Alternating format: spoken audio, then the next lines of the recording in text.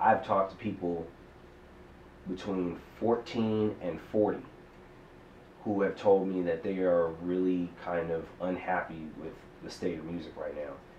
Right after I met you, I went to a friend's house and we were listening to, I think we were listening to the Jackson 5 album, and he said, this came out 30 years ago and it sounds fresh today.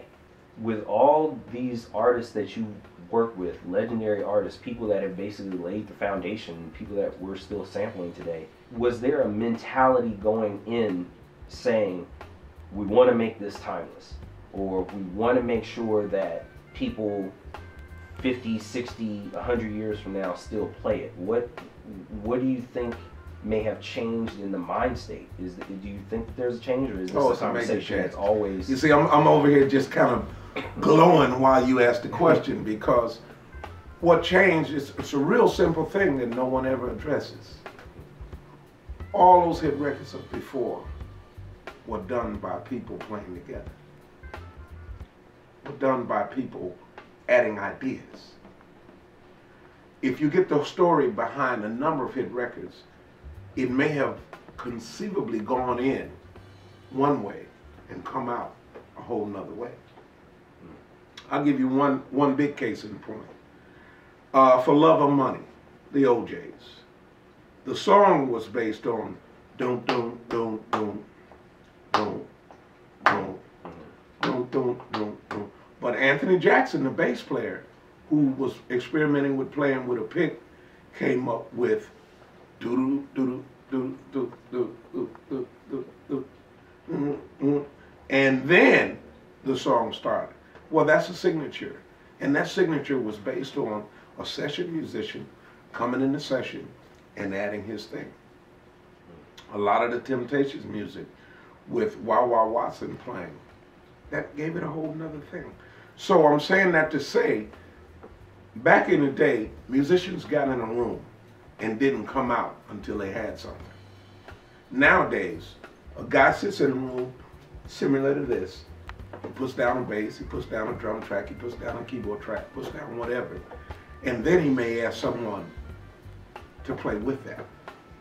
But at that point, there's not a lot of input that the new guy coming in can put in, except himself fitting in to what already exists. So it's not a group creation. It's an individual creation. Yes, some of it is great, but you are now alleviating the input of great musicians and great artists coming together. Rocksteady, Aretha Franklin, they were on tour. They started playing this groove and went in the studio and cut it. That's the way it happens. I've talked to people who said they don't turn on the radio. They don't listen to it. I'm one of them. Yeah? Yes.